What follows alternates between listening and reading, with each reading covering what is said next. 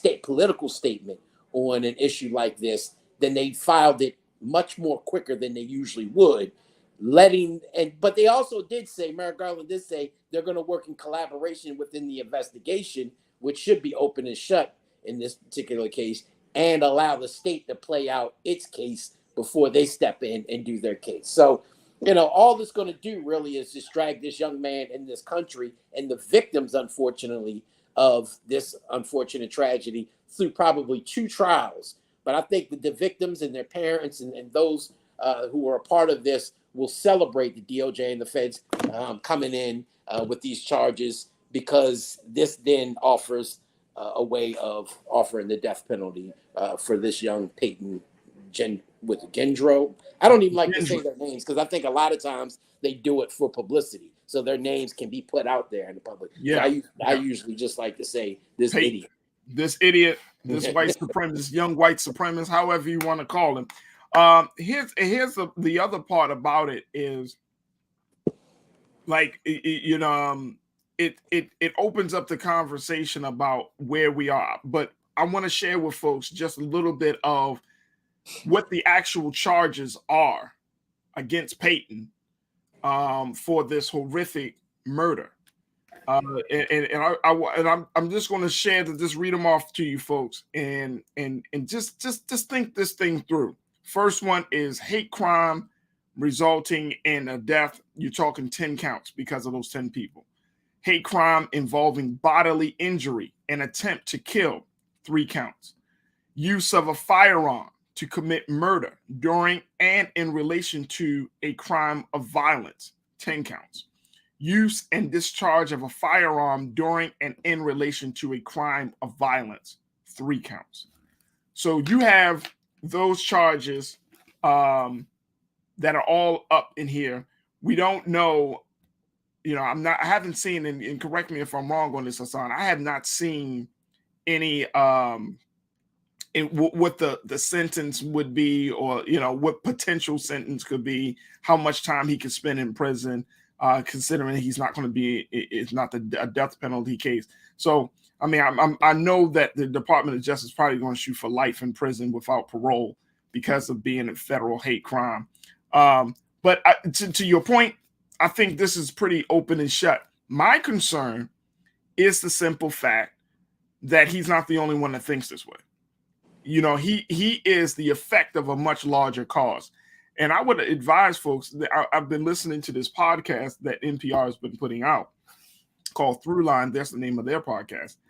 And it talks about the rise of the modern white power movement in this country, which really started to get its energy after the Vietnam War, because white men in particular felt like they were embarrassed and that the government embarrassed them, that the government made them fail. So there was a lot of anger. There was a lot of anger that was behind that lost war. And there was a lot of pain considering the number of veterans that had to deal with the aftermath of that war. So we're seeing a different level of white power in this country, Hassan. And let me just correct myself. He can be sentenced to death on these federal hate crime charges. Right. Federally. Yes. Federal. So let me correct myself there. But talk to us about what you're seeing and what you've been coming across in terms of your writings, your research, that this structure, this white power movement in this country, bro, is different. This is not just KKK riding around in the streets on a horse and putting crosses on people's lawns anymore. This is a different white power movement that we're seeing. Absolutely. They turned in their white robes, for many of them, for blue police uniforms, and many of them in the political realm these days. I mean, let's be honest, and just to answer your question, on the state level, the maximum sentencing can be life without parole, which without a doubt he will get on the state side. Right. On the federal side, as you said, is the death penalty. And so those are the 2 maximum sentences, which I think both trials will be won rather easily on both sides of the aisle. But however, you're right. The rise of hate, we have not seen this level of rise of hate during and post the Trump era since 9/11 era. right?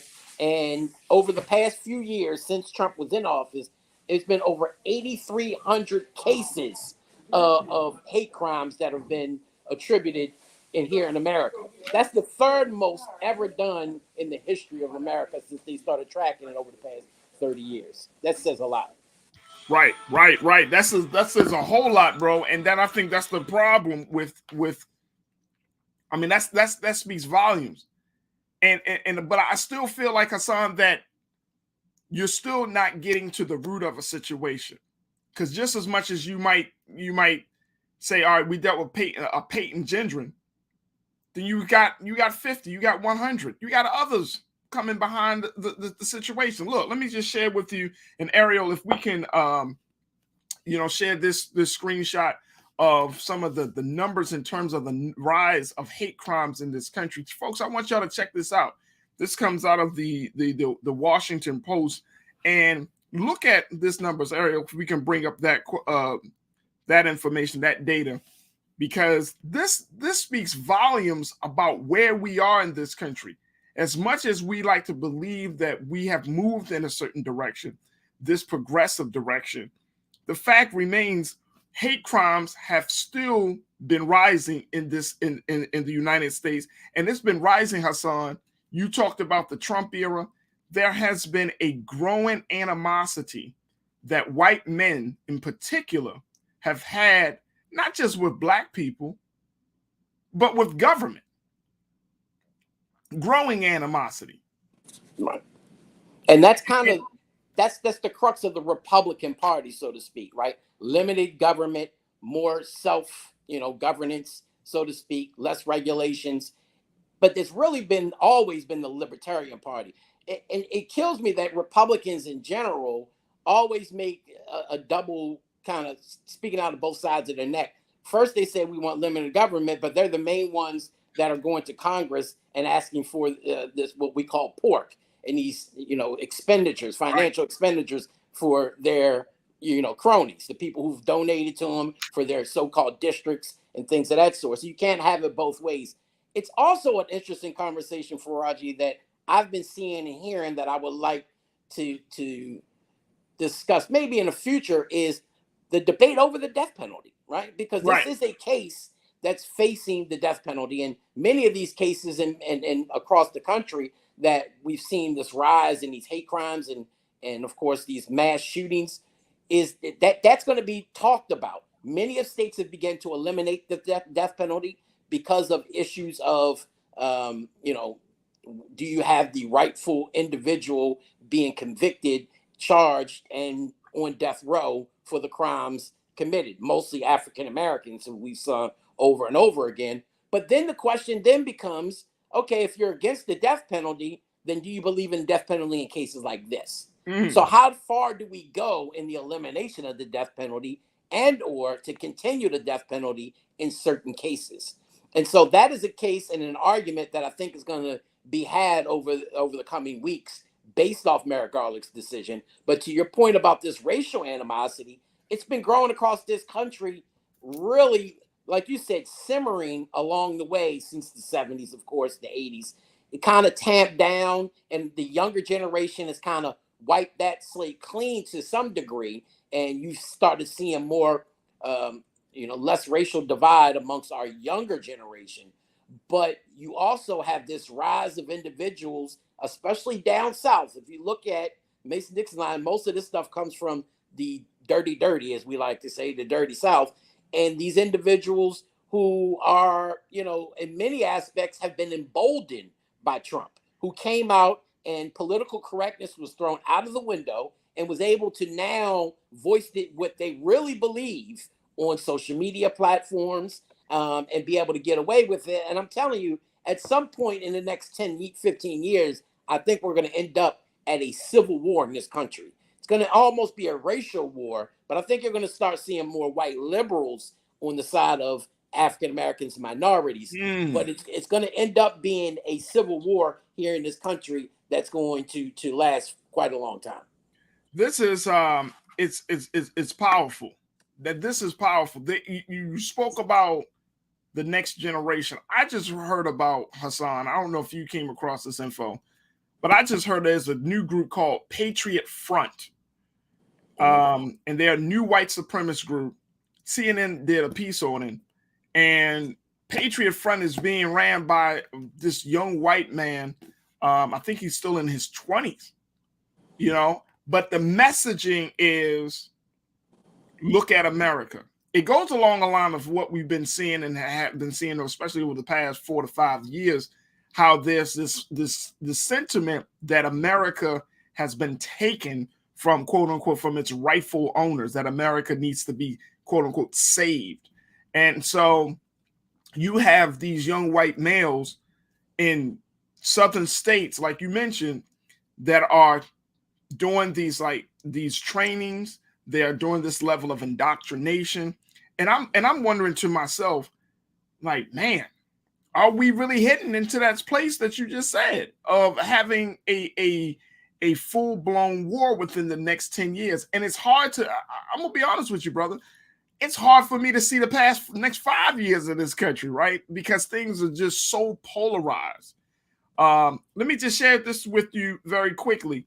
What the FBI put out there. Keenan, if we could put something on there, you could put it on the banner, on the screen.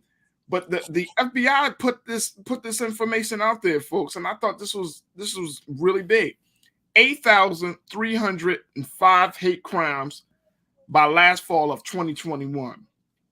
Third highest since tracking data began 30 years ago. This is post-Obama. Right. That's during the Trump era, post-Trump. Right? Post-Trump. That level of hate. I'm gonna tell you that the big lie that I know we'll probably talk about in the second part of the hour, that really has motivated a lot of these Trump-based right-wing conservatives across the country in terms of elections was more than just the big lie.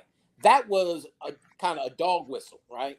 About what it meant to be a Trump conservative. It wasn't just about a stolen election. Trust and believe that. It was about this racism, this deep-seated racism that exists within this world that you've never seen Donald Trump speak out against. Now, he'll try to act like, he's not a part of this racist group of right-wingers, but you've never heard him. Even when we saw in Charleston, Virginia, and other, atrocities happen during his administration, he would never speak out against the individuals charged and or convicted of these crimes, because he knows this is his base. He knows what he says, reverberates around, for millions of individuals. And so this is starting to become a norm. When you have a president of the United States of America able to say the things that he said out of his mouth, you just emboldened an entire generation to say, if he can do it, I can do it. And they're taking their lead from this guy. This is somebody that your children are coming up. So when you have 20-some year olds who may have had that deep-seated racism, it may have been, held deep down in check, but he's just kind of brought that out in them now. Now it's okay to be a quote-unquote patriot, to do what you need to do. And unfortunately, I'm not a huge fan of the American government system, especially all what I call the alphabets, the FBI. But if it was not for the FBI, the CIA, we would have so many more domestic terrorist attacks that never come to fruition. Because if you ask the FBI and the CIA, and that would be a great show to having somebody from there on, they will, like you said from this FBI report, this is 8,300 of cases that they've seen come forward. Think about how many of the thousands that did not come to fruition because they were thwarted by the American government and the people that they have on the ground. So I'm telling you, this country is becoming fractured more and more by the day. Absolutely. Absolutely. Hey, Hassan, I could not agree with you more, because that's exactly what I'm seeing. I want to get very quickly before we take our next pause. I want to get some comments in from our watchers. Of course, continue to post your comments on our YouTube and Facebook page. But Mike V checked in. Mike, always good to hear from you, bro. Mike V said, why haven't they brought up charges against the other people he engaged with, talking about Peyton when he went on social media site? There are at least a dozen people in his social media pool who communicated with him the whole time. His parents, too. Well, that's a little harder to prosecute. I'm thinking that right off the top of the head, Hassan. That's harder to prosecute. Just because you go to a person's page or you read their social media post doesn't necessarily mean you subscribe to their content.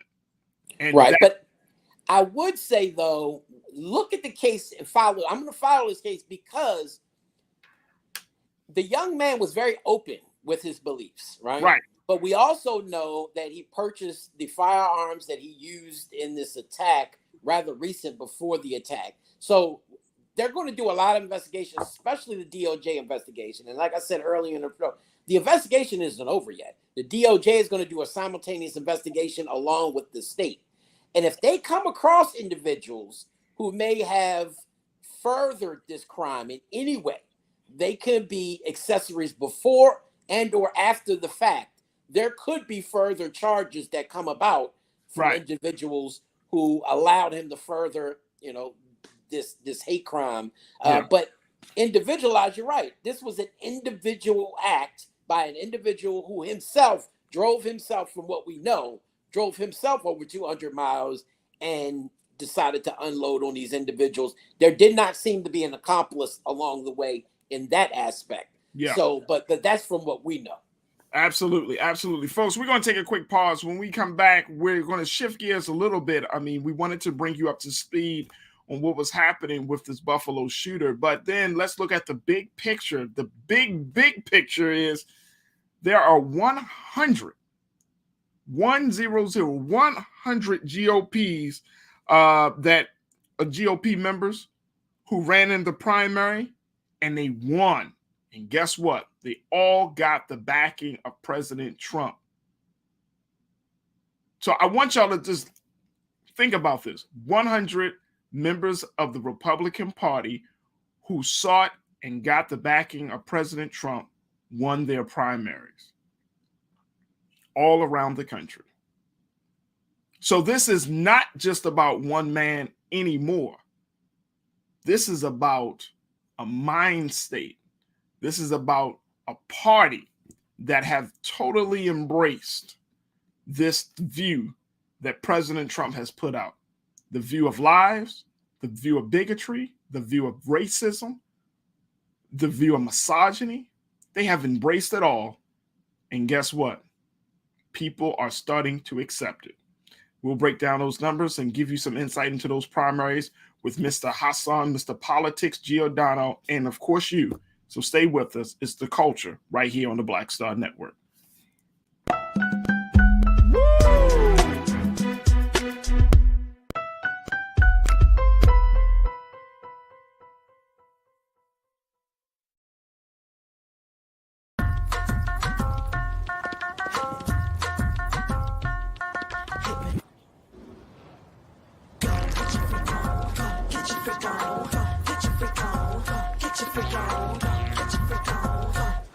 Verizon just gave us all a brand new iPhone 13. We've been customers for years. We got iPhone 13s too. Switched 2 minutes ago, literally right before this. iPhone 13 on us on any unlimited plan for every customer, with plans starting at just $35. All on the network more people rely on.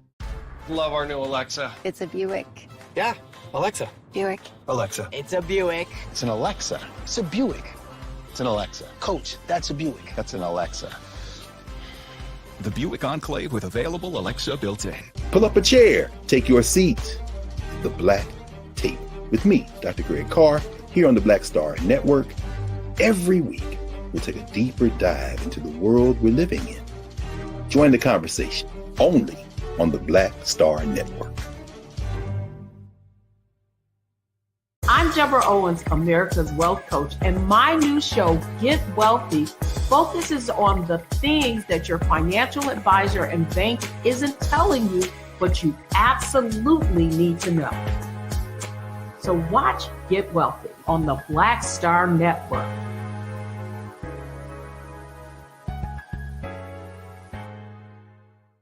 Folks, Black Star Network is here. I'm real revolutionary right now. Support this man, Black Media. He makes sure that our stories are told. Thank you for being the voice of Black America, Roland. I love y'all. All momentum we have now, we have to keep this going. The video looks phenomenal. See, this difference between Black Star Network and Black-owned media and something like CNN. You can't be Black-owned media and be scared. It's time to be smart. Bring your eyeballs home. You dig?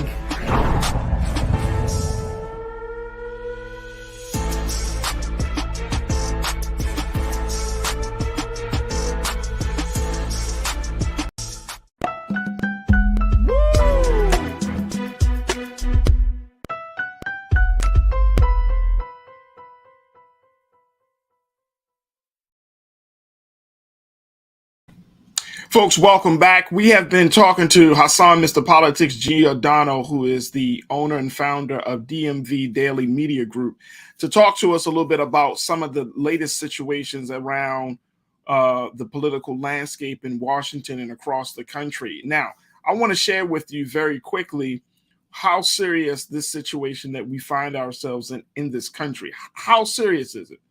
It's so serious that even during the halfway point of the primary season, we have already seen that there are 100 winning Republican candidates who back President Trump, in his lies of election fraud, who back President Trump and his view. And they are all across this country. Let me break down the numbers for you very quickly. These candidates include 8 candidates for the U.S. Senate, 86 candidates for the House, 5 for governor, 4 for state attorney general, and 1 for secretary of state, according to the Washington Post. Very important roles: governor, secretary of state, attorney general, Congress people. 100. Now, this is during a time where we're literally are seeing, while that's happening, we started these televised hearings for the January 6th committee is happening. And as a result of that, we get to see the backstory of what happened leading up to January 6th. But more importantly, the role that President Trump and others played in creating the big lie.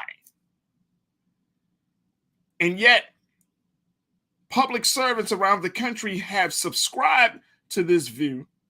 And since they've subscribed to this view, they've gotten the backing of President Trump. And guess what?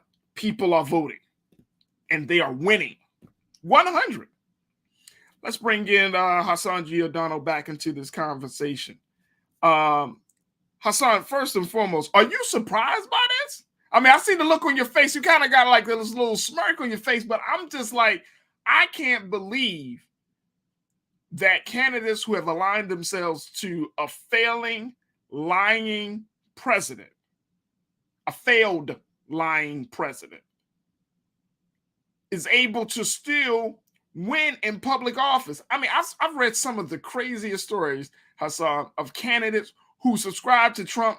Some of them literally have been arrested for violating the law. One man tried to kill his wife. I mean, it's just the craziest story. But because you got that Trump stamp of approval, you win elections. And the narrative that I'm seeing, bro, is that when these candidates win, we've been seeing it when they win these primaries. Guess what? It's not the Republican Party that wins. It's Trump candidate. It's like he has become a party in and of himself. Trump candidate so-and-so. Trump. Go ahead. You on mute. He's the new Ronald Reagan of the Republican Party. He does not have to run for president in 2024, and I really suspect that he won't. Because at this point, if he runs in 2024 and he loses either the general election or, God forbid, he loses the GOP primary election for president, he's nobody after that. But as long as he becomes the standard bearer for the Republican Party, he's somebody in his mind. And he's leading the Republican Party. Look, J.R. Majewski marched on the U.S. Capitol on January 6th. He tweeted a photo on that day with the caption that it's going down on 1/6. Last month, that same individual won the Republican nomination for an Ohio congressional seat, right? It's so bad that out of the, I think it was like 108 individuals running statewide or for Congress who have touted this big lie have won thus far up till last week's January 7th. We haven't got all the data correct since January 7th, the last Tuesday's primaries. But it was so bad that Congressman Mo Brooks from Alabama, Farajii, told Trump a couple months ago to put that election scam nonsense behind us. We need to move on. Trump had endorsed him before that. Trump withdrew his endorsement from him. So last week in a runoff, he has to run in a runoff for his congressional seat in Alabama against a challenger, Katie Britt, who also is not a fan of the big lie, right? But he tweeted Farajii trying to get Trump back on his side to Miss Britt, saying, I'm challenging you to a 2-question debate. Was the election stolen? Did Donald Trump win or not? I say yes to both. She didn't respond, but Donald Trump did, and he ended up supporting and endorsing her. He did all of this to get this woman's endorsement, and he still didn't get it. That is how bad and what they're willing to go to in order to get this man's support. Now, mind you, all politics are local, right? So every state and every contest is not going to be about Donald Trump, right? Most of these elections are happening in southern states and or conservative red districts. It's not happening in blue, liberal, or even purple districts, right? The standard bearer, though, especially here in where I'm at in Maryland, will be Dan Cox, who's running for the Republican nomination for governor. He's been endorsed by Trump. Maryland is a blue state traditionally. We've had a back-to-back Republican governor these past 8 years, but a very moderate Republican governor by the name of Larry Hogan. Now, Larry Hogan has his nominee in there, Kelly Schultz. If Dan Cox ends up winning the Republican nomination, that will show that Trump can break through on some of these more liberal, blue-leaning type of states. That is crazy. Hassan, that is absolutely insane. Let me just share some other insanity with folks. And folks, y'all checking in, so we're going to post your comments in a moment. But the Washington Post, they say the 100-plus candidates believe. Check this out, folks. District by district, state by state, voters in places that cast ballots through the end of May have chosen at least 108 candidates for statewide office or Congress who have repeated Trump's lies. The number jumps to at least 149 winning candidates out of more than 170 races. Damn. When it includes those who have campaigned on a platform of tightening voting rules or, more stringently, enforcing those already on the books despite the lack of evidence of widespread fraud. I'm going to make this statement. And I know some people may not even agree with me, but I think we need to, this is the culture. We're going to get right down to the brass tacks. Black people in this country make up what, about 13%, Hassan? Roughly, right. Roughly 13%. We have more Latino people in the country than we do Black people at this point in this country. Not making that up. Check the census. But here's the thing. If America is really serious about eliminating the quote unquote the threat of the threat to democracy, i.e. Donald Trump, then white people in this country are going to have to make a decision about where you stand. We don't have the numbers. We just don't have the numbers. And I'm saying Black people in this country, we are not the tipping point of that for this conversation. It is white people. It is moderate Republicans or liberals or independents. But if white people don't say enough is enough with President Trump, his influence is going to continue to spread all over this country, right? Well, the problem is, Farajii, many of the white people, especially the Southern white people in the Republican Party, ascribe to and believe exactly what Donald Trump is saying and what he believes. So that's really the problem in and of itself. There's not enough white people from the liberal side of things that can be able to shake that up. And minorities, Latinos in particular, on the southern side, in Texas and those southern states, Arizona, are traditional Republicans. They're starting to lean more Republican than they are Democrat, which are giving them an opportunity to win these congressional seats. Look, make no mistake about it. You're not dealing with the brightest bulbs in the closet, right? Many of these right-wing GOP folk were totally against Obamacare, but all for the Affordable Care Act. Not even realizing it was the same damn thing. Right.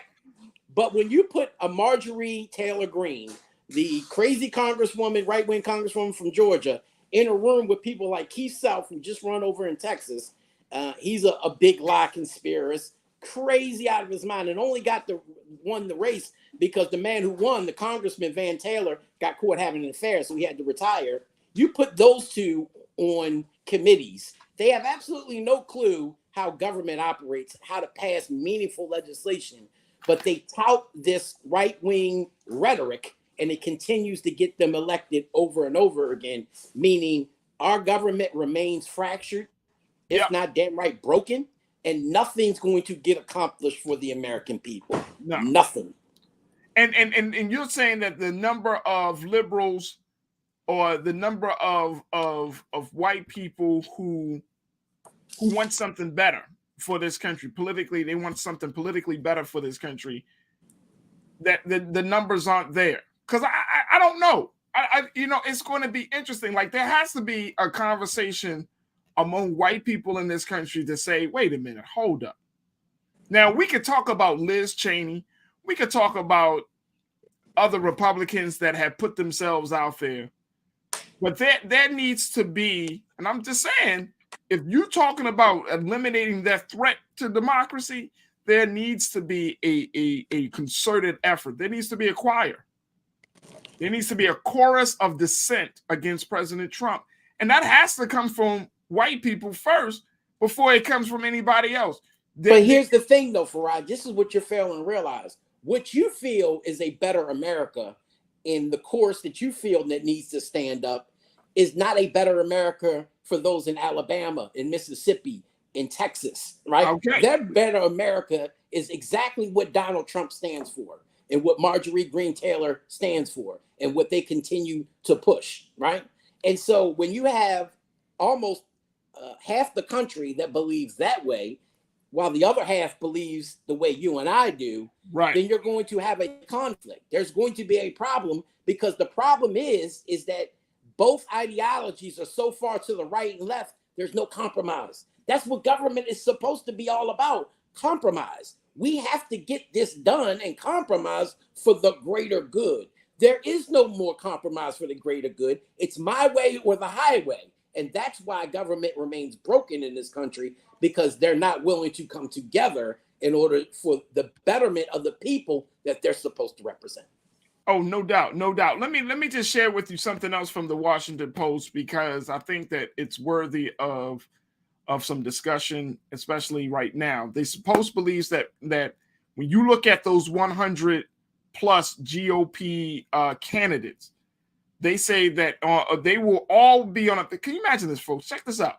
All of these people that back or believe or subscribe or just want the backing of President Trump, all of those individuals be on the ballot in November. And according to the Post, only will represent the outcomes from the 14 state primaries or nominating conventions that took place prior to June. Now, a lot of states still have yet to get their primaries. So the number of 2020 election denying candidates on the ballot is likely to grow significantly, folks. Significantly. So you're talking about a situation here that this is June, come July and through all the way up to November, that number can grow. You can have another 100. Again, this is not about fear-mongering. This is about strategy. This is about political strategy at this point. And the Democrats have a job. They have to deal with this. The Democrats have to deal with it. They can't act like Trump don't matter. oh, he's out of office. He's no longer a threat. He's not a problem. The law of justice, the rule of law is going to catch up with him. The Department of Justice is going to catch up with him. Now it's bigger. Let me go share with you what some of you have been saying on our chat, folks, and I appreciate all of you for your insight. Real Brooklyn, you checked in. Good to hear from you. You said, look, I have been saying this is more than Donald Trump. No one was listening. Well, folks, here it is. Trump was just a symbol of what has been happening in this country. Absolutely. Absolutely. Absolutely. It's like his mindset, which was cultivated. I don't want us to forget this. The way Donald Trump thinks in terms of capitalism and all of the other things, the way he thinks is not out of a vacuum. That is America. And that thinking is like a cancer that has spread to a lot of other people in influential positions, in seats of power. Let's not forget that. Let's not forget that. Real Brooklyn, thank you so much. Good to hear from you. Janae, always good to hear from you, Janae. You say the Pennsylvania governor, Mastriano, won his primary, so he better not win the general election. He was at the insurrection and supports Trump and his views. What are the people of Pennsylvania going to do? What are they going to do? That's the other thing. Like at the same time, as much as, again, this is not a black people. Black people, we don't have the numbers. We literally don't have the numbers to overthrow this.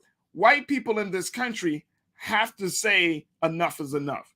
Janae, good to hear from you. Michelle checked in. Michelle said they're not really Republicans. They're using that party front as a handle to come through a back door to do what they really want to do.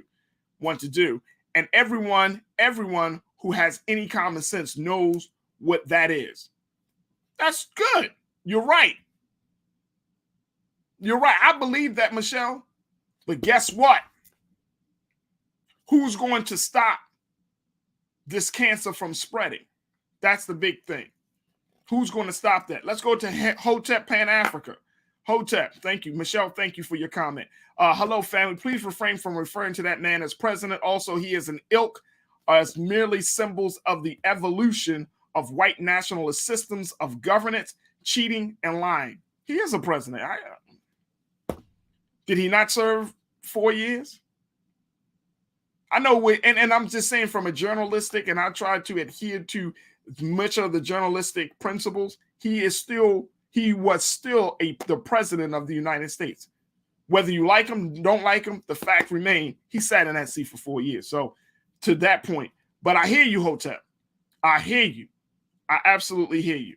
And Donita checked in. Donita checked in and said, look, these people are elitist and racist. They were this before Trump. He just emboldened them to believe that they can have the power they always desired. Right. And guess where that power comes from, Donita? You know it like I know it. It came from a lie. It came from this sense of entitlement. It came from this idea that they are supreme, and it all comes from a lie. All right, let me go back to my man Hassan, because I'm seeing here right now that, and we're going to get him back on. What I'm seeing right now is an opportunity for the Democrats and for black people in this country to figure out how to best move forward. Y'all, you know what? We can't play around with this situation. And I remember when there was talk, remember years ago when people were talking about the influence of the Tea Party? Y'all remember that? And I remember people having these conversations about the influence of Tea Party on the GOP, on the Republican Party, their ideas and principles. And people say, oh, the Tea Party is not going to last. Now, of course, the Tea Party didn't last for years and years and years. But what it showed, at least from my vantage point, it showed that you can create a situation where you can create a mechanism, a platform to have alternative candidates integrated into mainstream politics. That's what I saw with the Tea Party situation. And I thought, and I've always thought this to myself, well, why can't black people do the same thing? Why? What is stopping us from taking the candidates that are often seen as fringe or on the side and integrating them into mainstream, quote unquote, or the popular conversations? Because what we do as Black people, and if tell me if I'm wrong on this, folks, so y'all can post your comments. But what I see happening as Black people is that if we get a brother or sister who speaks Pan-African, who speaks reparations, then we push them to the side. Not right now, not right now. That's too revolutionary. It's too revolutionary. Instead of saying, all right, brother, all right, sister, come on into the party. Let's see what we can do, how we can integrate, take this idea that you have. This might be too far advanced for the people right now, but I do like this idea, and try to come up with a different strategy. Try to come up with a way to start to cultivate the candidates that we want, not just to have the candidates that just pop up in our faces, but we start to truly invest in new candidates. Black folks have been doing it for years. We've done it in local areas. We've done it on a statewide, and certainly done it on a national level, which is why I'm going to go back to what I said. When you look at that history of what happened at that Black political convention 50 years ago in Gary, Indiana, how that was the beginning part of a process. But what made it, what failed was the fact that you had organizations, let's call them out, the NAACP, the National Urban League, and other organizations who felt like certain voices were too radical. And as a result of that, that became a barrier, a disruption to move the idea of having cultivated Black candidates from getting into the mainstream. That's what happened. We shot ourselves in the foot. But look at what's happening on the other side of the aisle. The fringe has become the mainstream. And as a result of that, boom, you have this. You have this situation. All right, let me go back to some of your comments, and I hope we can get my man Hassan back. If not, we appreciate his analysis. Let's go to Janine. Janine L. Janine, good to hear from you, sis. Janine said, all of this is centered. Oh, the Dems have failed the people. No one cares about this hearing. Gas is $5 and inflation is out of hand. If they want to win midterms, get money back in folks' pockets. 19 million people, according to Nielsen, watched the first night of the hearings. It still didn't garner a lot of people to watch the hearings. Washington Post did a piece about it just today where they said that you had these millions of people that tuned in for the first night, but the real the possibility of the hearings changing or influencing how Trump supporters see him or see what happened on January the 6th is very, very low. People just stuck in their ways. The truth can be right in front of us, and guess what? We will call it a lie. A lie can be right in front of us, and we embrace it as the truth. That's where we are in this country. That's where we are. And we got other stuff. People aren't concerned about January 6th because of the $5 gas, because inflation. And so we're worried about the day-to-day, and then the media is putting out, and other people putting out, oh man, this was an attack on democracy. But we are not, as citizens, we're not worried about democracy. We're just worried about getting to see the next day, getting to get our check. There is a huge gulf of miscommunication in this country, and it's to our detriment. Janine, I appreciate you. Thank you for your comment. Sonia, let's go to you very quickly. Sonia said, it's what Roland has been stating on RMU. There is a fear of the browning of America, and that's why there is danger to democracy. Of course. You know, when we've seen the photos of Congress people, it's not just white people anymore. It's Latinos, it's Native Americans, it's Muslim Americans, it's Black folks. I mean, you got all these different people. So yeah, there's a very real fear. very real fear. And that's why, and that's been one of the forces that have been tapped into for this modern white power movement age that we're currently in. It's fear. It's absolute fear. Sonia, thank you so much for posting your comment. Let's go to Best Way Possible. Best Way Possible, you had a comment. You say, Black people can do anything. We definitely could do what the Tea Party did. We need some organization to push our priorities and initiative. I don't see why we can't. Oh, I think I know. Yeah, I know you ain't gonna like me for this, because we're still putting hope in the current structure of the Democratic Party.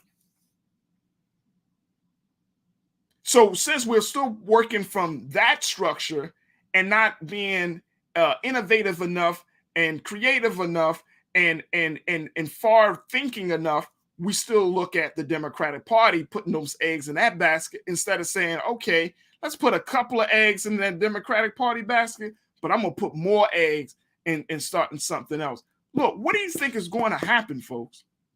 What do you think is going to happen? You get 200 Trump-loving Republicans on the ballot in November, or 300. And they win. Suppose some of them win, right? All of them not going to win. But suppose say your next governor, your next senator, your next representative, your next attorney general, state's attorney, excuse me. Suppose all of those. And you're just like, how did this happen? That's crazy. You know how it happened? Because they were organized. And you know why? Because they saw what time it was for their interest. And the question becomes, when do we see what time it is for our interest? So they moved on that fear. They move on that sense of loss. They have moved on this idea of the big lie. They have moved on all of these negative forces, and yet we continue to hope and pray and wish upon a star like a Disney character that the Democratic Party, that they come and save us. There is no Superman coming to save us, folks. We got to save ourselves. If we want to see better representation, if we want to get justice in this country, that's right there in our hands and no one else's. We can't keep blaming other people when we have the mind, the intelligence, the resources, and we have the best weapon at our disposal, which is we have the time, where people are tired and sick and tired of the same thing.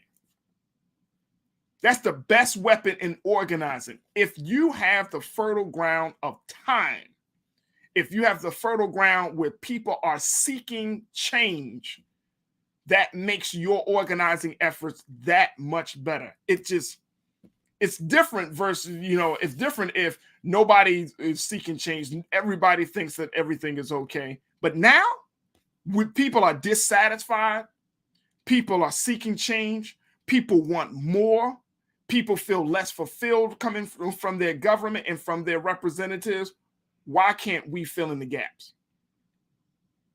We got to take a quick pause. When we come back, more of your thoughts, more of the conversation that we got. But let's talk a little bit about states slowing, how some states are slow to even make Juneteenth a paid holiday. Another opportunity as we continue the conversation about Juneteenth this week. So stay with us. That's coming up next here on The Culture on the Black Star Network. We'll be right back.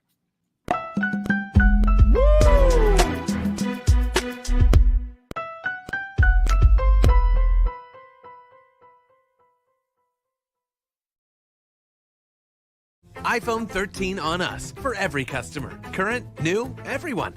To show the love. Don't you think it's time to get wealthy? I'm Deborah Owens, America's Wealth Coach, and my new show on the Black Star Network focuses on the things your financial advisor or bank isn't telling you. So watch Get Wealthy on the Black Star Network.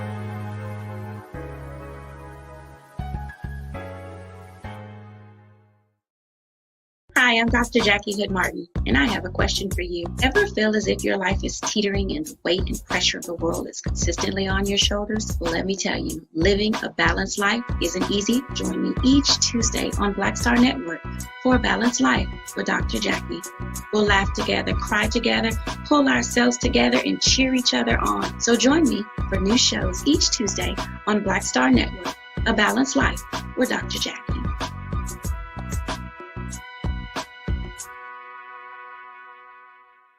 Pull up a chair, take your seat. The Black Tape with me, Dr. Greg Carr, here on the Black Star Network. Every week, we'll take a deeper dive into the world we're living in. Join the conversation only on the Black Star Network. How about sushi? I just had sushi for lunch yesterday. How about tacos? Automatic emergency braking, one of 6 advanced safety features standard on every 2022 Chevy Equinox. Find new technology. Find new roads. Chevrolet.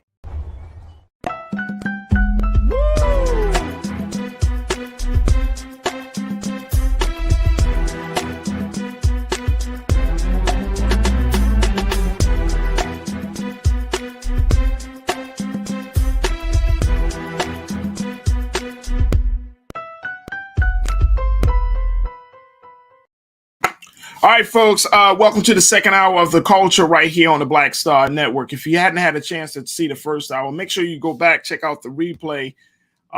We've been talking about two things. We talked a little bit about the federal hate crime charge that was brought against the 18-year-old white supremacist for the shooting and killing of 10 people in Buffalo, New York. And we also talked about the fact that you have a growing number of Republicans who subscribe to the idea of the big lie into President Trump, who are actually winning primaries so far around this country. 100 plus candidates, Republican candidates, are winning out of 170 primaries. Folks, something is happening in this country, and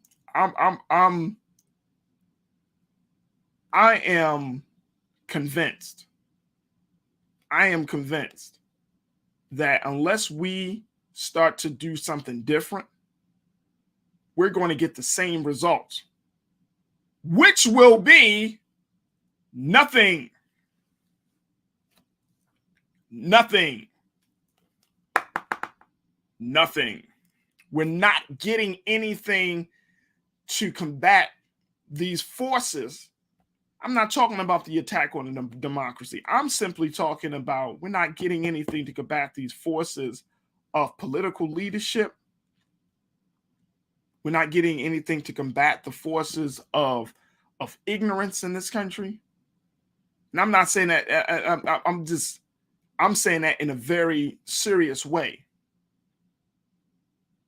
You know, we talked a little bit about the hearings. According to Nielsen, 19 million tuned in on the first night of the hearings. We're at hearing number 3 tomorrow. We will talk about that tomorrow because they just had their hearing, another hearing today, this afternoon. So we'll talk a little bit more about that tomorrow. But do you think people are actually tuning in for this? Do you think people are really in a mindset or in a mental space where they are willing to accept the truth? And that's what this is all about, willing to accept the truth. Do you think people are here for that? I don't think so. I don't think so. Like, I think, and I don't want to make any broad generalizations, right? Because we need to deal with facts. So I'm not going to speculate. I'm not going to make any broad generalizations, but we can at least say that truth is a premium in this country. And right now, people aren't accepting the truth. Now, I can say that people are just not accepting it. People are not feeling or wanting to hear the truth about any situation. Once they got, we're at a place where once we got it in our minds, it's locked in our minds. That's our culture, unfortunately. That is our culture. So I think we have a lot to talk about in those regards. But here's the other thing. Here's the other thing that I wanted to bring to your attention, folks. There and certainly willing to get your thoughts on this around Juneteenth. Now, all this week we've been talking about Juneteenth because even though it was made a federal holiday last year, we were still dealing with COVID-19, but this year I feel like this is the first year where we can do Juneteenth, right? And really have a very serious conversation about it. And here's one of the big discussions that I'm seeing. I have another one planned for tomorrow, but for today, I wanted to talk about how some states, right, are very slow in making Juneteenth a paid holiday. Let me just share with you very quickly. And Keenan, let's throw this up on the screen.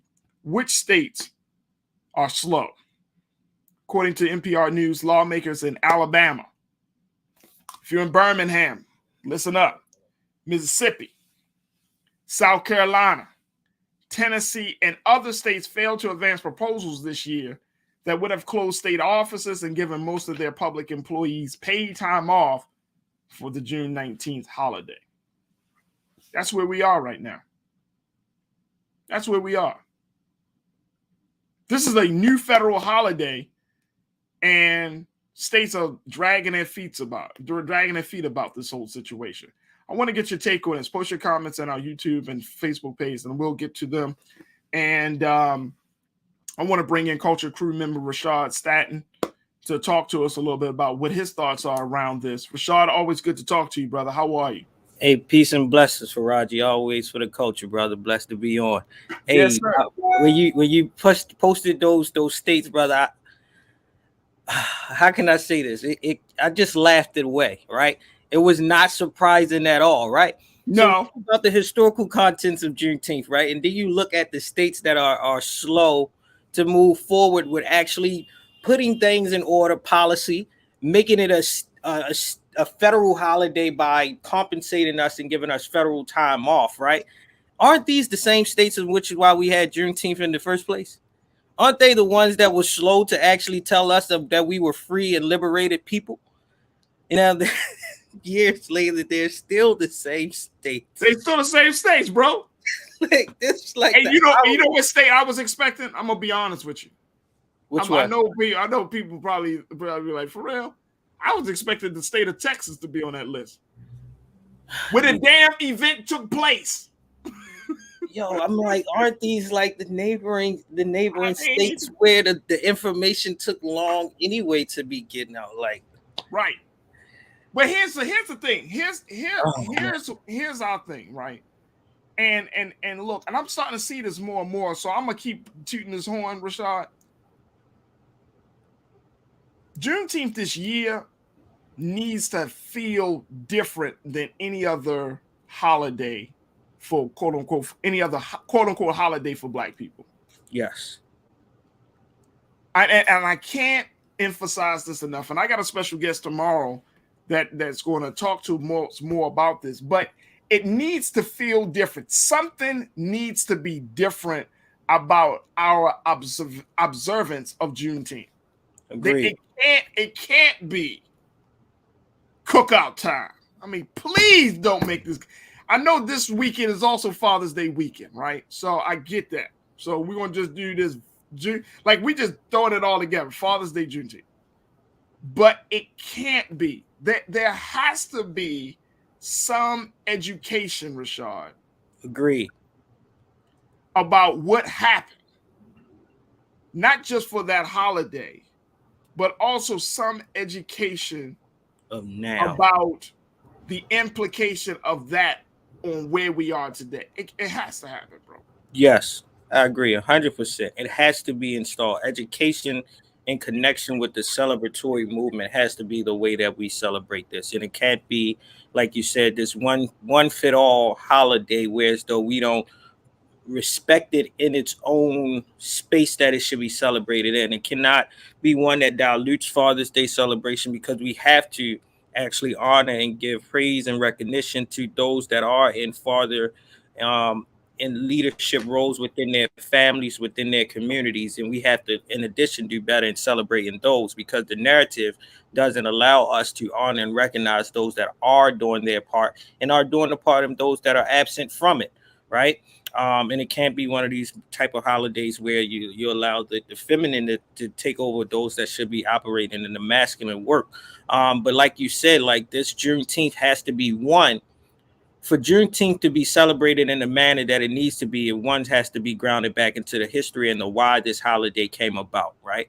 And it was more so in the space of recognizing and coming out of the darkness of lack of information, of not knowing that we are free, liberated people, and having the world that's around us to suppress us and keeping us in an enslaved mentality and physical constraints, that now that we celebrate it, and we have to go back to why did it take us so long to actually be brought and made aware of this information that we are a free people, and why did it hit in certain parts of this country down deep in the South versus those that were celebratory and much aware and much conscious in other parts of this country.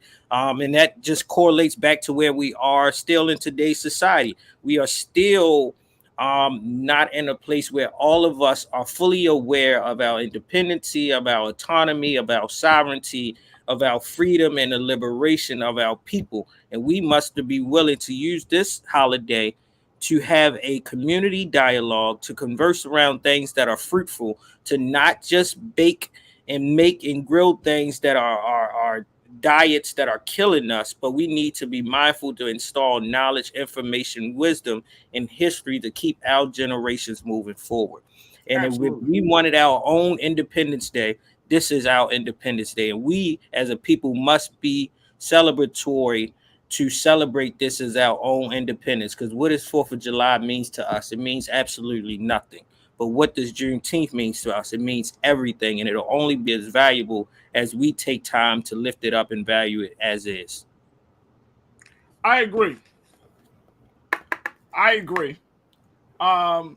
My concern is, how do we around the country? And I know so many of our watchers, Rashad, they understand the big picture, but I'm concerned that because of the missteps and the issues that we've had from everyone from Walmart to everybody else, right? That this still is going to be seen as just another cookout day, another day off. You know what I mean? Even though it lands on the weekend this year, but it's still not going to be fully appreciated for the historical value that it has, the historical significance of what this day is supposed to be about. That's my concern. My concern is that, yeah, the people that tune into this show, Brother Roland's show, yes, Dr. Carr talking about Juneteenth, yes, we're all going to be like, oh, okay, cool. But there are still hundreds of thousands to millions of our people in this country that may not be in that space mentally to see Juneteenth as beyond, a celebration. Because even the whole idea of saying, happy Juneteenth. I read a piece recently where people said, one sister said, you shouldn't say, happy Juneteenth. It's not a celebration. It's an observance. Exactly. And there is a difference. When you observe, it's a solemn acknowledgement. Because at the end of the day, check this out, folks. At the end of the day, you're talking about our ancestors not knowing that they were free for over 2 years. And then they were still under those conditions, those slave conditions, while the rest of the country was moving on or had started to move on. I mean, is there a celebration that we should have for that? Because that I don't know if by me getting a message late, if that's worthy of a celebration. I mean, I guess I don't know, but I can certainly observe and say, you know what, this is for the ancestors, because They struggled. They suffered as a result of that. Let's go to some of the comments, folks. We're talking about Juneteenth, how some states are slow to recognize Juneteenth and make it a paid holiday. Let me go to Lana. Lana, always a loyal and faithful watcher of the culture and RMU and Black Star. Lana, always good to hear from you, sister. You say they treating it like Cinco de Mayo. Hey, Lana, don't bring up my birthday. Don't say that about my... Leave May 5th out of it. I get your point, though, Lana. I got you. No, I got you. Totally. And that's the Americanized way of celebrating holidays. We every holiday, there's no distinction except for certain things like, Kwanzaa. If you celebrate Kwanzaa, but there's no real distinction. Christmas looks like Thanksgiving. Right. There's no history being taught on those 2 days, right? And I think that's where we got to get to, at a place of origin. Like, what are we celebrating if you are ignorant of the whole idea of what the holiday or that celebratory or observance holiday is supposed to be?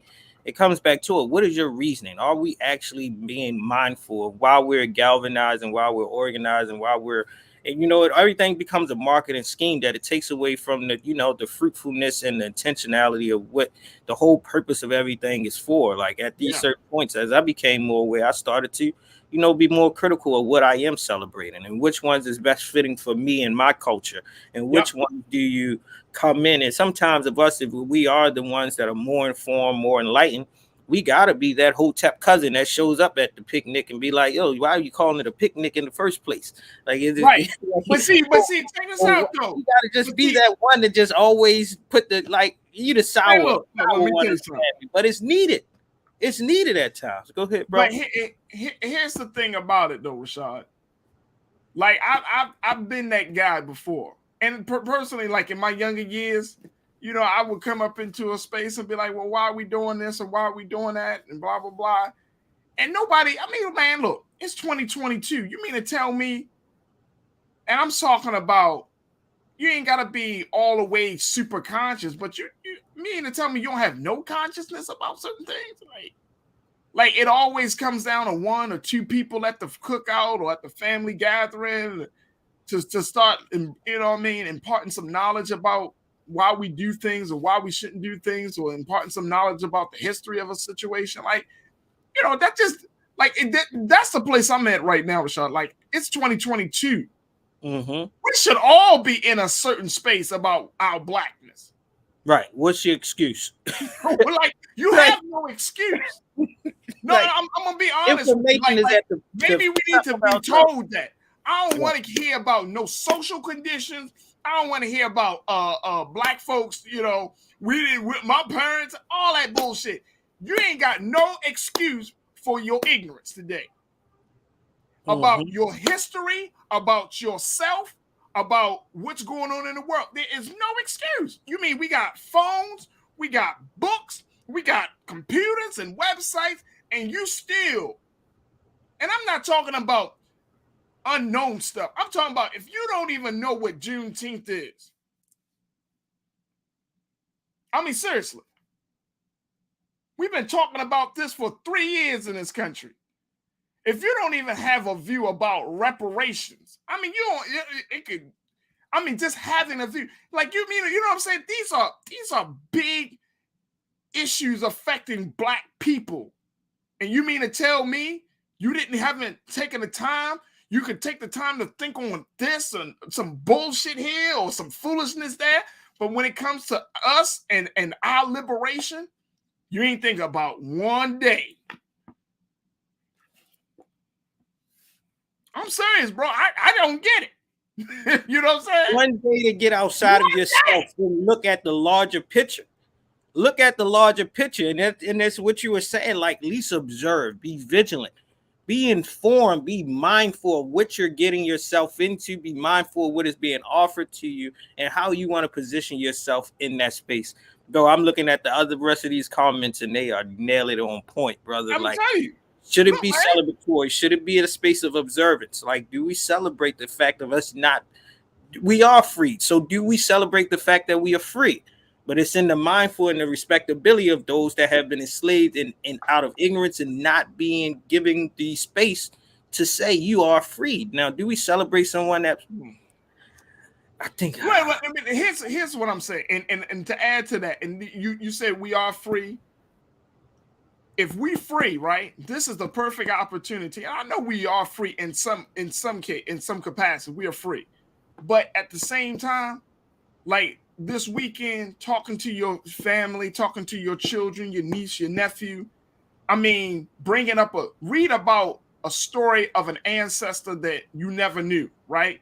And they're going to be a lot of stories shared over the weekend about our people who were enslaved and some of their stories, right? Watch a documentary, man. Like, you know what I'm saying? Like, watch a good documentary about Black history and the struggles that our people had to endure during that period of American history. Like, you know what I'm saying? Like, just take the moment to be like, you know what? I really don't know about the transatlantic slave trade. How many people really were impacted by that? Mm-hmm. You know, how many nations gained from that? Learn something new. Don't just let it be, man, that's cool, Juneteenth. Yeah, yo, I'm out here celebrating Juneteenth. Don't just buy and the you shirt. Don't have no Understand the colorisms, and don't get caught up in this marketing scheme where we just giving back money to the same people that have been oppressing us. You rocking the Juneteenth shirt, and you don't even know what the hell you rocking. You know what I'm saying? Like I'm for. Look, I'm gonna give y'all a sneak peek on tomorrow. Let me get and Rashad, you know, if you want to jump in, you always welcome to come back on. But I'm gonna give you a sneak peek because I looked at this. Don't talk about it now, folks. I'm just giving you a sneak peek. What is the official colors of the Juneteenth celebration? And guess what? It ain't what you think it is. It's not the RBG. It ain't what you think it is. Woo. We're gonna talk about it tomorrow, but we gotta look at the day for what it is. But I had to check it myself because something was bothering me in my spirit, and I was like, we keep posting these red, black, and green. That has nothing to do with Juneteenth. Oh my God. It has nothing to do with Juneteenth. Hit him, bro. It has everything to do with Black liberation, but there was a Black man that created something specifically for Juneteenth. A flag, colors, all of that. It has its own meaning. meaning. And see what happened is if we don't take the time to really break down and be critical, like in the culture in this country when it comes to celebrating people, major or historical moments, it's just all just thrown together, just like a damn melting pot, right? And that's the problem. There are days to celebrate certain moments, days to celebrate certain people. You can't just put that all under one banner and be like, all right, this is just some Black stuff, so we're gonna just put it in the pot. Nah, man. And that's what I'm saying. It's like this weekend we have to be, and I'm saying we as Black folks, we should be intentional how we observe, how we honor, how we acknowledge what happened on that day. So that way, the rest of the world, the rest of the country can be like, oh, okay, well, they observe it this way. So they can. You just hit it, bro. You just hit it, man. With that one right there, it's like, bro, I want to walk around. You know, when you in grade school and you like, man, those not real. And you just you want to go around just checking folks like, brother, that's not even the colors for this holiday. That's right. What we doing? Like, what's the flag? There's a flag for Juneteenth, folks. Why we? It just. Oh, we gotta impart knowledge on. I mean, seriously, we look, man. If we don't take the time to educate us, right? Nobody's going to do it. And that's the whole purpose of this holiday. If we don't free ourselves, who else going to expect? We gonna wait another 2-6 years? We gonna wait for policy to Nah, bro.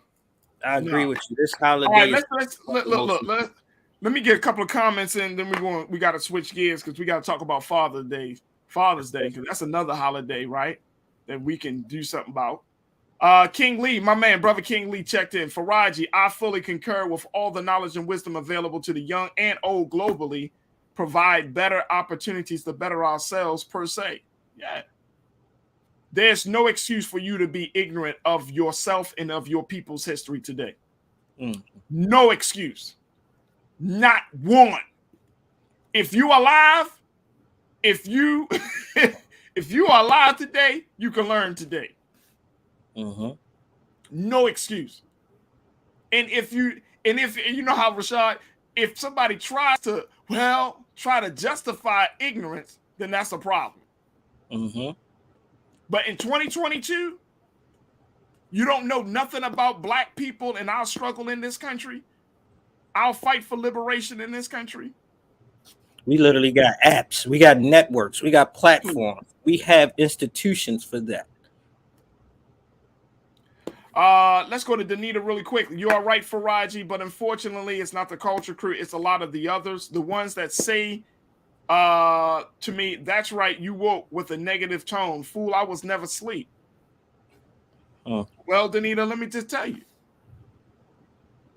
The role of the civilized person, the woke person, is to impart some knowledge so we can civilize somebody else, to wake somebody else out of the slumber. I don't mind being a guy that says, "Oh, well, you always talking about that conscience," because guess what? I'm tired of the fools. I don't know about y'all, but I got children.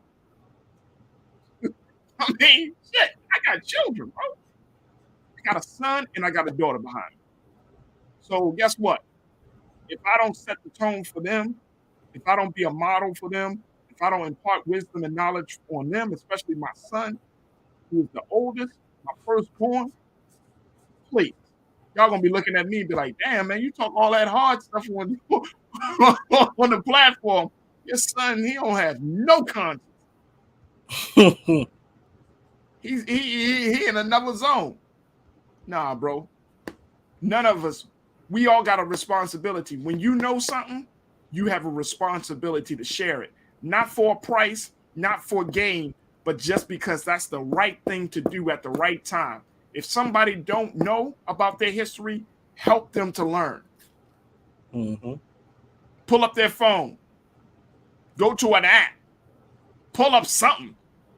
Ask Siri, ask Alexa. They listening to you. You might as well gain something back from them. Right, there it is.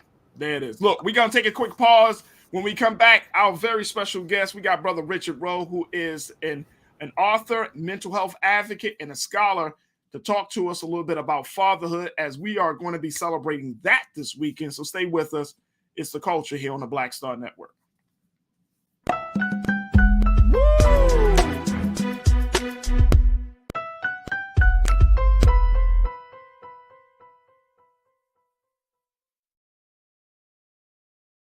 Love our new Alexa. It's a Buick. Yeah, Alexa. Buick. Alexa. It's a Buick. It's an Alexa. It's a Buick. It's an Alexa. Coach, that's a Buick. That's an Alexa. The Buick Enclave with available Alexa built-in. Pull up a chair. Take your seat. The Black Tape with me, Dr. Greg Carr, here on the Black Star Network. Every week, we'll take a deeper dive into the world we're living in. Join the conversation only on the Black Star Network. Verizon just gave us all a brand new iPhone 13. We've been customers for years. I thought new phones were for new customers. We got iPhone 13s too, switched to Verizon 2 minutes ago. Ours were busted, and we still got a shiny new one. Check it out. So wait, everybody gets the same great deal. I think that's the point. iPhone 13 on us for every customer. Current, new, everyone. On any unlimited plan, starting at just $35. All on the network more people rely on.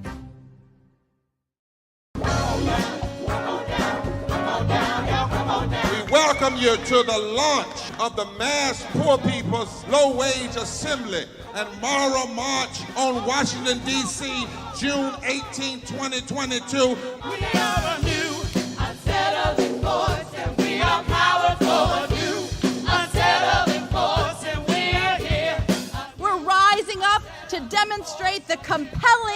power that we, poor and low-income people, have to reconstruct society from the bottom up. And we need to do it with the loudest voices possible, the biggest actions possible. Because we know that there is no scarcity in this land. The only scarcity is the moral will to do what's right. Hold on, just a little while longer. We are those with sub-minimum wage jobs who can't afford sky-high rent. People with disabilities are the fastest growing minority group. It's crazy to me that in 2021, it's still legal for workplaces to pay a sub-minimum wage to people with disabilities. There are still so much trial and tribulations that we go through as Indigenous people. We can't get a decent wage to sustain ourselves, nor can we get adequate housing. Veterans across this nation say enough is enough. We can't pat essential workers on the back on one day and then cut their health care the next day. Health is a political choice. What more do I need to do to prove that my voice is just as valuable as anyone else's? There are still forces in denial that would try to slow walk our transition to a clean economy and a just future for us all. We have an immoral system run by immoral people. But together we walk and we fight. It's time for a change. Reconstruyamos esta gran nación. See, we are people of resilience. As we fight these interlocking injustices together, when we work together, mobilize together, and rise together, we become a voice for the voiceless, and we become an agent of change in a time where great change is needed. We need the third reconstruction to ensure that deaf people, people with disabilities, and all people can have the right to live and to thrive. We know what they are doing, but the question is, what are we going to do? Reconstruction begins when we change our mentality and say it's time for you to get your foot off of my neck.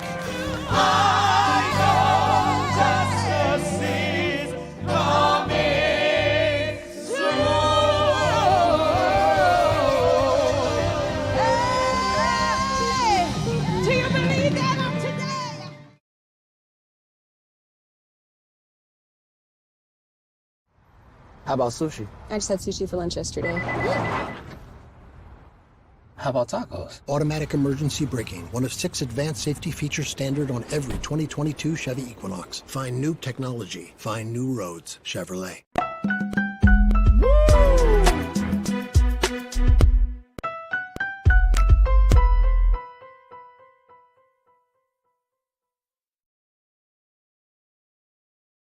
All right, folks, welcome back. We wanted to switch gears to have a conversation about a monumental holiday that is going to be celebrated this weekend, which is Father's Day, folks. Yep. This weekend will mark Father's Day. And as a result of that, there are a lot of discussions about the role of the Black father in particular. And I could not have this conversation with unless I had my man Rashad with me. But I had to bring this brother back because this man has been on the front lines of teaching, training, and educating the community and Black men on how to be better fathers. So I'm so happy to have him back on the show. He is an author. He is a scholar. He's a mental health advocate. Brother Richard Rowe. Brother Richard Rowe, good to see you, brother. How are you, sir? I am doing great. To both of you all and everybody who's listening to us. Thank you, Brother Farajii. Assalamu alaikum to you, by the way. And walaikum salam. Honored to be here this afternoon, brother. Absolutely. We got to talk about Black fatherhood because you're on the line, as you know, brother Richard, with 2 young fathers, right? we still doing the big work. But I wanted to have this conversation with you because one of our close friends and colleagues, and he's actually someone that you have personally mentored, another brother who I got to bring on this show. His name is David Miller. Oh, yeah. He is an educator. He is an author of a number of children's books. But he wrote a piece that I thought was fascinating about the whole idea of absentee fathers. And one of the things that he wrote in his piece was that, guess what? Black fathers are actually there more than a lot of people know. We always tend to believe this myth that if the black man is not in the house, he is out of the lives of the children. And Brother David wrote this piece that says that's not the case. He referenced something from the CDC, and I want to, Keenan and Ariel, if we can post this this piece from the CDC that I think was absolutely powerful when we're talking about the black fathers. According to a 2013 CDC report, Black fathers are more engaged in their children's lives than any other ethnic group. This is the Center for Disease Control, folks. The report highlights engagement as Black fathers spending quality time with their children, translating into participating into fun activities, afternoon pickups from school, preparing meals, and other fatherly activities. I have to say, man, we do the gambit. We run the gambit. But for the CDC to recognize this, and again, this is from 2013, this is actually, I would go as far as to say, Brother Richard, that Black fathers have become even more active than what we saw in 2013, that we're actually there. We may not be in the homes in some cases, but we are still there. Talk to us about the significance of this and why it's important for us to make this distinction. Well, I think, David, and I think we all know that as long as other folks are writing the narrative and pushing out the stats, and who may not necessarily be on our side or be about promoting the best in our community, they will end up always promoting or sharing stereotypes and the negatives about our situation or about our condition. And so what I know that David is always lifting up, as well as Rashard and myself, is that we have to write the narrative and that we have to bring the numbers and the stories to the forefront. And so David, and you are right, Farajii, there are more of us stepping up. There was a time, and there are still some communities where father absence is probably at an all-time high. So there are several stories to tell, and several stories to listen to, and several stories that we have to basically address. Where there are few fathers available to our children, we've got to basically become metaphysical fathers, and that is we got to step in, step up, and help with those children. Where the fathers are doing the work, are stepping up and stepping in, we've got to applaud them, lift them up, share their stories, and promote them early and often. And so we have some work to do on many, many fronts. So let's not, be tripped up by the negative stereotypes that are constantly being paraded or constantly being told about our women or about our homes or about our communities. There's some good stuff going on. There's some good fathers doing great work, but again, there are folks out there who have built industries on highlighting the negatives, on highlighting, the bad things that are going on in our community, and they have, or I should say, the pathologies that are happening, that are occurring. So again, we got some work to do. We have some work to do, and I would say, Rashard, the work starts really within the community. Like, it's one thing to have people write our story, as Brother Richard said, but I think that for some reason, somewhere along the line, Brother Rashard, like Black folks, Black men, and even Black women have embraced that narrative and kind of, even worked, not just embrace it, but just promoted it in some way, shape, or form, right? And I'm saying that because I'm seeing so much pain between men and women, especially about fatherhood. I'm seeing so much misunderstanding about fatherhood. Black men are misunderstanding what their roles are. Black women misunderstand what the father's role is. And then as a result of that, the child is at a loss. So what can we do, brother, to help to heal the pain? Because it's just so much pain and trauma that's being imposed on Black men and having access to children. Janine checked in. I think she had a great comment. She said, I would say there are more Black men getting full custody of their kids because women are tapping out of motherhood more. I mean, we're in a conundrum here, Rashad, when we talk about this issue. Yeah, I'm gonna take the space to be the student again when we got the teacher in front of us. Baba Richard Rowe. I want him to speak on this as his years of study and lived experiences outdate my whole existence in itself.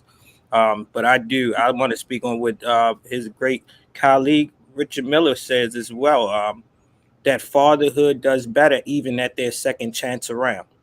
Right? So we may have these traumatic first experiences, but understand everyone has learned from those and is willing to show up better and respecting family and building this nurturing village to raise a child and to raise a community. And fathers learn from their mistakes and they're willing to admit to their mistakes and do better at their second time around, right? And I think that needs to be lifted up. And David Miller and Brother Rowe, their data, their work shows that impressionable data is real life. But as we speak more to it, I just want to hear Brother Rowe give us the insight on why it is the way that it is. Yeah, I mean, and Brother Richard, when we look at the situation, like, you know, if a man tries to step up to be a father, and I think for a lot of us as young men, and I don't know if this happened when you were growing up, like there was an assumption that just because you are a part of the male species, you knew automatically what it meant to be a father. And I'm of the school of thought, Brother Richard, I had to be taught certain things. Like there's no manual for me as a Black man. I could look at my dad and be like, okay, there are some things that I appreciate that he done, but then there are some things that I don't appreciate. But it's still a situation where Black men have to kind of go on that journey by themselves to become intentional in how they father their children. Right. I will never forget this photo that I have somewhere in my house where Malcolm X is standing in front of a group of men, and he's teaching them what, Farajii and Rashad, what a man is. Oh, classic what a father is. You understand what I'm saying? So he's teaching, because again, many of us have not been taught what a man is. I mean, we get our examples of manhood from observing or observation, or by innuendo, or somebody basically telling us what a man is. So many of us continue to define manhood by what's below the belt and not what's above the belt. We basically define fatherhood by, again, how many children, but not how many children we're taking care of. We got some work to do. So again, there's a list of the type of fathers that we have in our community. And definitely don't want to stay on the negative, but think about these 5 categories: sperm fathers or sperm donors. So that's that first level. All they do is drop their seed, and you don't hear from them ever again. They basically believe that is fatherhood. Dropping their seed or the sperm from them is all that fatherhood is about. There are no show fathers. So no show fathers, you Brother Rashad and Farajii, are those fathers that basically know their fathers, but they never show up for anything. Now we have a brother on here who says he goes to all the school meetings. That's not who we're talking about. But we still have a lot of no-show fathers because they were never taught what fathering is and what it's all about: responsibility, expectations, all the things that Malcolm was trying to teach his brothers, and what we have been trying to teach men all of our careers in terms of doing this work. So you have sperm donors, you have no-show fathers, and then you have, of course, ice cream fathers. Those are the fathers that will show up from time to time. We all know them. They'll show up for a party. They'll show up for some kind of event. They will leave some money on the table to buy some ice cream for all the kids. But that is their only contribution to the nurturing and the caring for their children. They believe that if they leave something like an ice cream cone, or like something, you know, a toy or something like that, that's all they need to do. Last 2 categories. We have the stepdads. Stepdads are those, and we have many of those honorable brothers who basically have stepped into the gap and said, and not only will I basically step into the gap and take care of my children, but I will also step in the gap and take care of other children. who may not be my biological children, stepdads, and we basically need to lift them up, talk more about them, who they are, what they do, their contribution. And last but not least, we have the family first dads. Those are brothers like us who basically understand family first, understand what this sacred job, this sacred role, is all about. And many of us, brother, many of us understand that the father in our community, in all communities, is irreplaceable. You cannot replace this brother or this person. You cannot replace him with ice cream cones or by just dropping your sperm. You've got to understand the full and the totality of what this role means, what it is, and what it provides for the family and for the children. Now, let me tell you something, bro, Richard. Let me tell you how you broke that thing down. Hey, Come on, man. Wait a minute, Rashad writing. I'm taking notes. I know. Hey, bro, I'll tell you. Come on, y'all. Student, when Brother Rose speaks, I listen, brother. This is understudy. Hey, bro. Because I want my audience, and I love my listeners and watchers, Brian. I want them to understand. Look, the man dropped the jewel. 5 types of dads: sperm donors, no-show fathers, ice cream fathers. I love them. I think there are a lot of ice cream fathers. A lot of ice cream. Ice cream. Hey, I come through and bring ice cream. He always bring the gifts, and he don't stay around to watch them being unwrapped. Okay, the stepdads and the family first dad. Let me tell you something. It is not easy being a father in this day and time. That's right. Because you got so many things that are pulling on your mind, your body, and your spirit, whether it's relationships, whether it's jobs, whether it's your finances, is where your station in life, you got all of this. So to have that, and I think that for Black men, again, this is why I said, Brother Richard and Rashad, this is why I said, like, it's important that Black men are taught these things. Because I grew up in the Nation of Islam. I was surrounded by Black men that I saw who subscribed to a certain belief about manhood and fatherhood and being like that was a thing. Like you're the head of the household. That's right. You respect the woman, right? You serve your community and your people. Right? And in any space that you in, you always be in that space with great excellence. That's right. Right? Provide, protect, and serve. Provide, protect, and serve. Come on. We're basically high on the list of responsibilities. And so again, don't want to minimize what you are bringing to the forefront, Brother Farajii.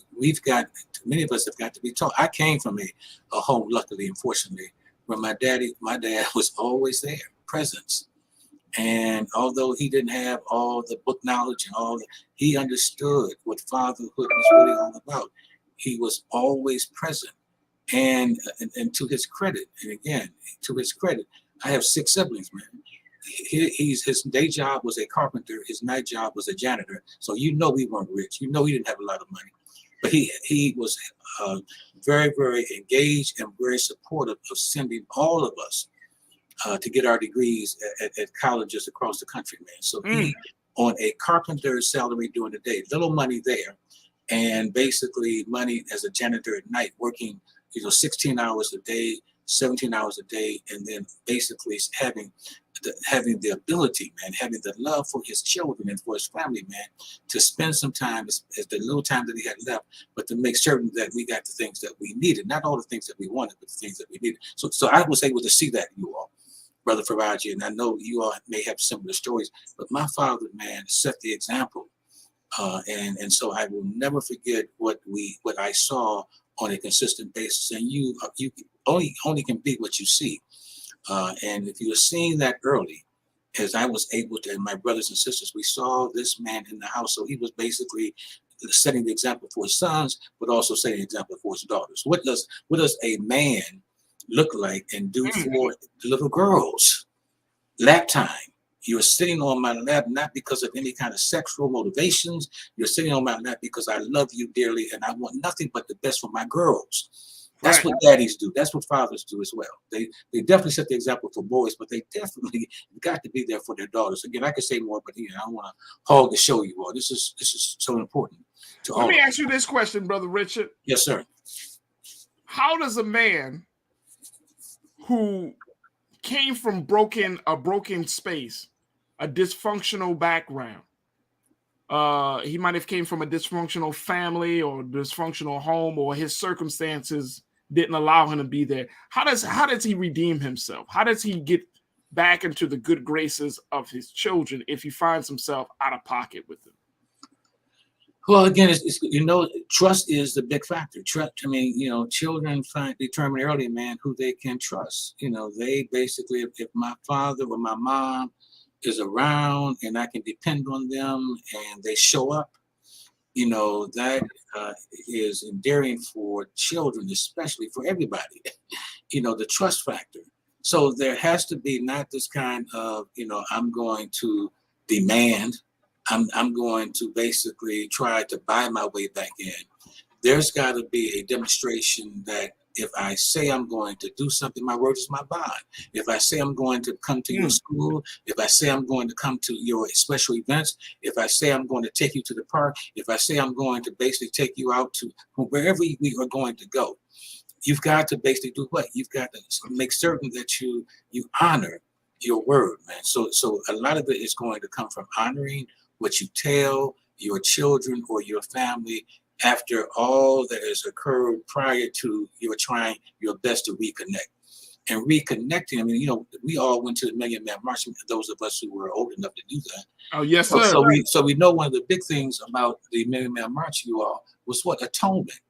So we've got to go, and I always tell men, you got to apologize, you got to atone, you got to tell your family, what you did, acknowledge what you did that you believe was wrong or believe that was not, correct, and then work your behind off, trying your best to do what regain their trust and to reconnect with them, and to make certain that you will be forever present going forward.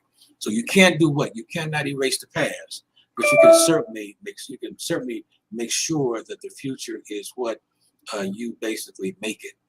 And making that future means that you include your children, you love them. I mean, one of the most important posts I ever read, the best way to show your children how much you care for them is to do what? Love the mom. It's hard to do sometimes, but you've got to basically reconnect with the mom of your child or the children. Woo! So, I mean, those are things, I mean, that, we could expound on, but think about that quote. The best way to show your children how much you love them is to love their moms. Woo! And that would be another show, Rashad and Farajii, because sometimes that might be very, very difficult, brother. But it's a powerful quote. It's an aspiration. It's an aspiration. Look, Rashad's still taking notes. Hey, look. Even in my years of being married, look. I love going back to school, baby. Sometimes a man needs to be reminded of his greater self, of his better self, right? Because sometimes, we so caught up in the rat race, we so caught up in this and that, and you lose sight. You lose sight of what's important, why it is important. And I think that's the big thing about being a dad that, I saw this billboard. It was something along the lines like, it was talking about adoption. And it was like, you don't have to be the perfect parent, just be the parent. And I was like, and in my growth, in my development and understanding that is like, you're not going to be perfect. And I think that your children know that once they get to a certain age, like my dad ain't perfect. My dad do wild stuff sometimes. My mom say wild stuff sometimes, right? But guess what? My dad shows up. That's right. When I wake up, if the dad is in the home, if I call him, he picks up. He shows my mom enough respect that I don't have to see her beating on her, yelling and screaming, calling her the B word, and all of those things. So it's like you just got to be the parent, and I think that's the thing. And then, Brother Richard, I'm gonna say this when Rashad, you tell me what your thoughts are. I didn't know how serious it was, the role of a father, until I had my son, and then I started looking at other black boys, and I can tell now, like when you know how when you working from that space where you've done where you have helped people and you're understanding people, I can tell now which young black boy has a man in their life and they don't, and which ones do you have a man in life. Because when I approach them, and I don't, I'm not this guy that's all about, right. But I could tell, hey, brother, how you doing? How you doing, little brother? And if the young brother says, he give me a no. Right. Right. You ain't got a man in your life. You don't have the right man in your life. You ain't got the right man in your life, brother. But if I see a young brother, he go, what's up? How you doing? That's right. The likelihood. Go ahead, Rashard. Go ahead, Rashard. Go ahead, Rashard. It's a natural authority. You observing that reception of love and that reception of accountability and value. It's not a space of showing up in defensiveness, but I recognize you, and they see your presence as something that's worthy rather than something that's discomforting or intimidating, right? And I think that's the space. So as you navigate through those different types of fathers that Brother Roque said, we can see how it often shows up into our young, impressionable minds of boys, but also young women. I myself can also see that as well, right? And oftentimes you can see those that don't have it yearn to listen to you more, but they ain't going to listen to you with a body language that say I'm listening, but more so they'll sit there in a space of stiffness where they just are watching with their eyes versus telling you that I respect it and I acknowledge it. And oftentimes in those spaces, that's when they pull you to the side and say, thank you. I appreciate that, or let me ask you about this type of, and they start to pick these questions from you that they always wanted to pick the question from somebody that should have already been in their lives. But like we all say, if you're not birthing a child, that doesn't mean that you can't operate in a space to love another child. And that's how we bring our communities together. And that's how we disrupt with the government, disrupt with society, and everything else has done intentional work to make sure that we don't have this nuclear family there. Absolutely, Brother Richard. As we wrap up this conversation, but I want us to continue to pick your brain about a couple of things. One is, with black men being in the condition that we're in, we're every day we're getting to be in a better place, right? One by one, consciousness is emerging. But we do know, you said it at the beginning of this conversation, that there are some men that fill in the gaps. How do we make sure that those men aren't being overused to the point where they totally mentally, emotionally, spiritually feel depleted because they suffer from the good black man syndrome, where they got to be everything to everybody all the damn time?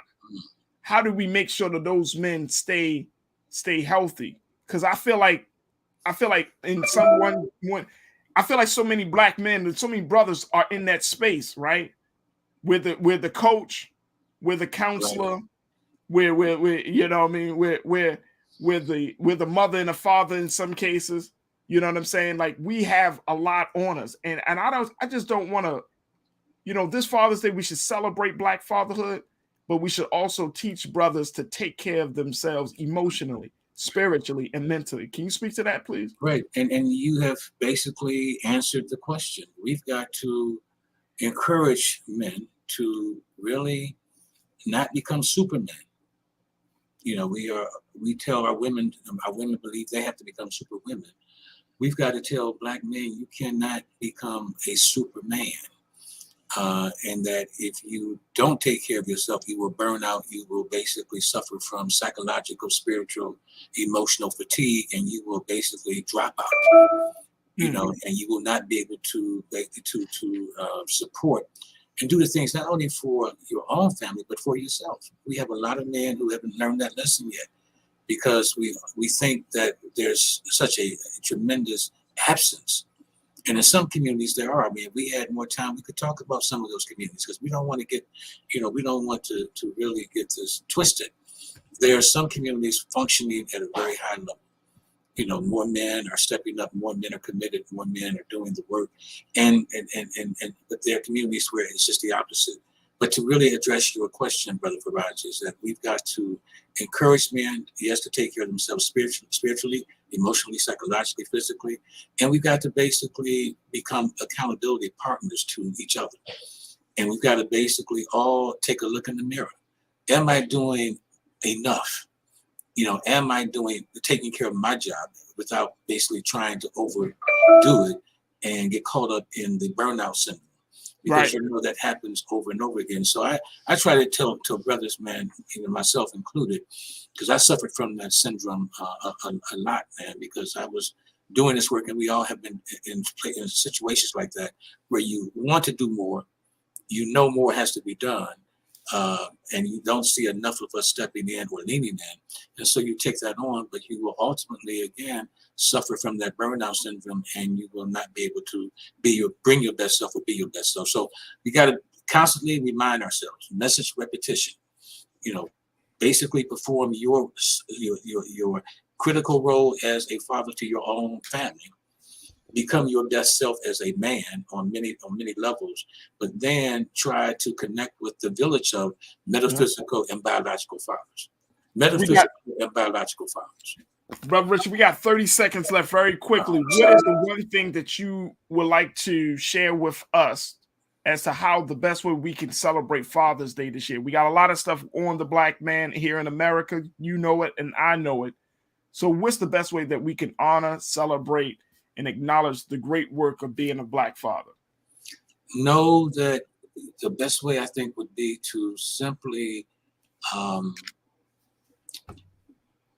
determine or decide. I mean, this is I think this is very important, to simply know that your contribution is so critical, and that you yourself must affirm it.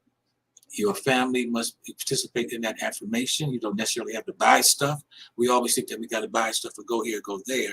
No, maybe the best thing to do is to sit quietly in a space at some point during that day and simply lift fatherhood up, Black fatherhood up especially, to the highest level possible in terms of love, support, affirmation, and rest.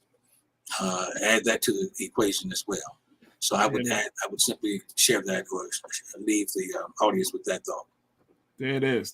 Brother Richard Rowe, who is a race scholar, mental health advocate, author, and just an all-around great brother who's been on the front lines teaching, training the community, but especially Black men, on how to be better men, to provide, to protect, and to serve the community. Brother Richard, I got to bring you back on, dear brother. So I appreciate your expertise. Thank you so much. Yes, sir. Anytime with you two brothers is an honor and a pleasure. Thank you, brother. Absolutely. Thank you. Man, oh man. Rashad, one of the young fathers on the panel today. How old is your children? 4. He just turned 4 last week. 4. Your son. I said children. I'm already speaking something else into existence, Rashad. I received it, brother. Don't speak it to me though. No. You don't speak it to me, brother. Just I got a 9-year-old and a soon-to-be 3-year-old. I'm good. I'm good on this time. All right. I'll take my boy and my girl. I said I'm gonna get my one right and then figure out if I want to do it again. But we never know what the universe. Hey, look, I'm a huge advocate of family planning. If you can't take care of them, don't make them. Correct. That's all I'm gonna say. But happy Father's Day, Rashad. Say happy Father's Day to you, brother. I see you, I acknowledge you, and I value, and I know your family loves you dearly as well. I appreciate that. I see you, I acknowledge you, I love you, brother. And keep up the great work, Rashad. Real talk. You keep up the great work. And always, more importantly, man, thank you for your time and being so good for the culture tonight. Yes, sir. Always for the culture. Peace. Peace, brother. All right, folks. That's going to do it for me. I appreciate you. Hopefully you enjoyed what we presented tonight. Big shout out to Brother Richard Rowe for his insight and expertise. And, we're just going to continue to bring it. Tomorrow, I got some couple special guests that's going to be joining us. So you do not want to miss the show tomorrow as we continue our conversations about everything from Juneteenth to what's going on around this country. Look, make sure y'all support us. BlackStarNetwork.com is the website. Make sure you show your support for Black-owned media that is unfiltered and unadulterated and unapologetically Black. We need your support and money and financial support, but also with letting people know that the network is here, that we're producing, we're having these conversations, and more importantly, we have the news and the shows that speak to you. So make sure you support us at BlackStarNetwork.com. All right, folks, that's going to do it for me. I thank my team, Joe, Shannon, Ariel, King Keenan. Thank you, thank you, thank you. And I thank each and every one of you for being a part of the discussions, my beautiful culture crew online community. Man, oh man, y'all make this show so great. Thank y'all so much for the feedback. Stay tuned, 6 o'clock Eastern Standard Time, Roland Martin Unfiltered. As always, never be afraid to challenge what's wrong. Stand for what's right while being yourself in the process. God willing, we'll talk tomorrow for another exciting edition of The Culture right here on the Black Star Network. Peace.